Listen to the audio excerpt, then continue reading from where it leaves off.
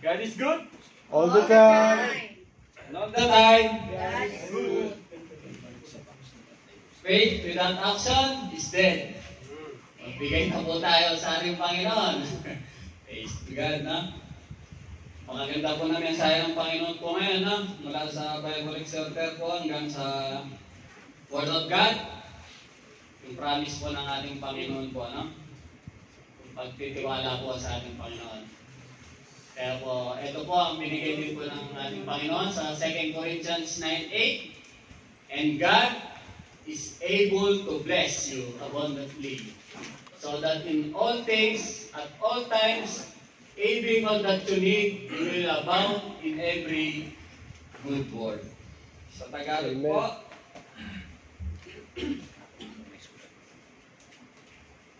magagawa ng Diyos na pasaganahin kayo sa lahat ng bagay, at higit pa sa inyong pangangailangan, upang sumagana kayo para sa mabuting gawa.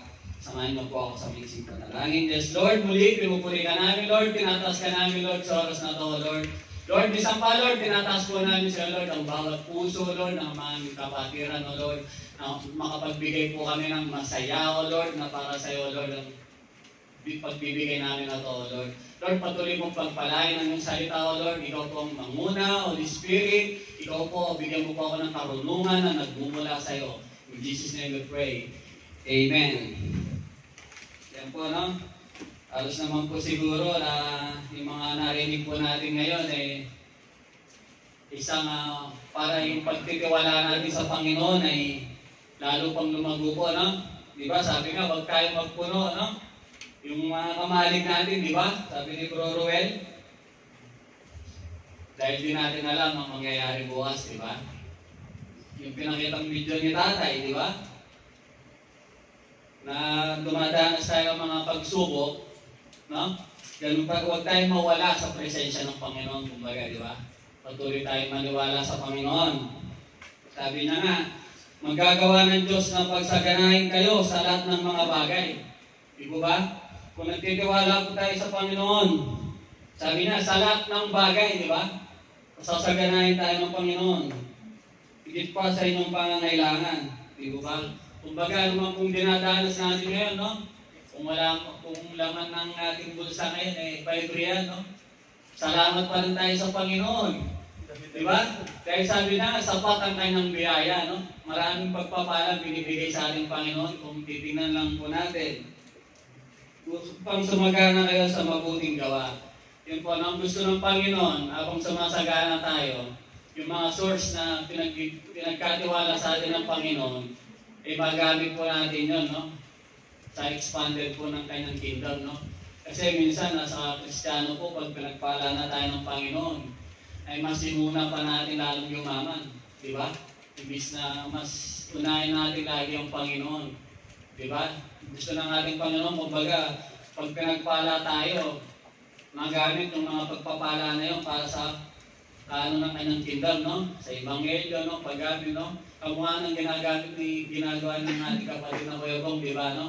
Yung pagpapala na binibigay sa kanya ng Panginoon, ay binabahagi na sa atin, di ba? Sa mga ibang kapatiran na hindi pa nakakilala sa ating Panginoon, di ba? Gumagawa siya ng paraan upang yung Ebanghelyo, no? Marinig ng mga hindi ba nakakilala sa ating Panginoon, di po ba? Kaya po, patuloy tayo na magtiwala sa ating Panginoon, ano man ang mga dala-dala natin, mga pagsubok ngayon. Patuloy po tayo magtiwala sa ating Panginoon, no? Na sa dulo nun ay may mas better na gagawin po ang ating Panginoon. Kaya po magbigay na po tayo sa ating Panginoon.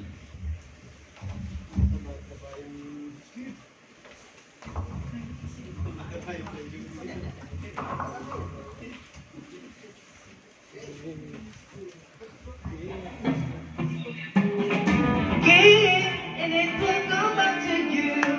Good measure, pressed down, shaken together, running over again. And it will come back to you.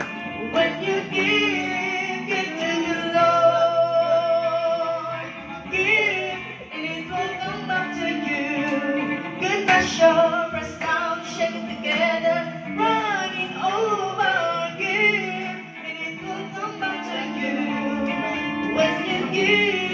give to the Lord. When you give to the Lord. When you give to the Lord. Taas po natin ang ating mga kamay, lahat po tayo manalangin. Yes, Lord, muli, pinupuri ka namin, Lord, tinataas ka namin, Lord, sa oras na to, Lord. Lord, minsan pa, Lord, tinataas po namin sa iyo, Lord, ang mga kaloob na to, Lord. Lord, salamat sa mga kapatiran na nagbigay na to, Lord. Lord, patuloy mong pagpalain, Lord, ang bawat isa, Lord. Alam mo po ang mga pangangailangan ng bawat isa, Lord. Financial man po to, Lord, o kagalingan, Lord. Ipagkalubo po to sa bawat isa, Lord. Minsan pa, Lord, tinataas din po namin sa iyo, Lord, mga kaloob na to, Lord, ay maging sapat po, Lord, na magamit sa iyong kabasahan, Lord. Lord, tinataas din po namin sa iyo, Lord, ang mga pinanggagalingan ng aming mga source, Lord, ang aming mga pinagtatrabahuan, Lord, ang mga aming kumpanya, O Lord. Lord, patuloy mo itong pagpalain, O Lord, ang mga kumpanya namin pinagtatrabahuan, O Lord, upang ito maging daluyan, O Lord, ng pagpapala sa amin, O Lord. Sabi mo nga sa iyong salita, Lord, ang iyong pagpapala, Lord, ay sapat, O Lord. Salamat, Lord, sa pagpapala na pinagkakaloob mo sa bawat sa amin, O Lord. Patuloy po ikaw mag-provide, O Lord, ng aming mga pangangailangan, Lord, sa aming mga buong pamilya, Lord. Patuloy ang protection, provision, ay pagkaloob mo sa aming buong pamilya, O Lord.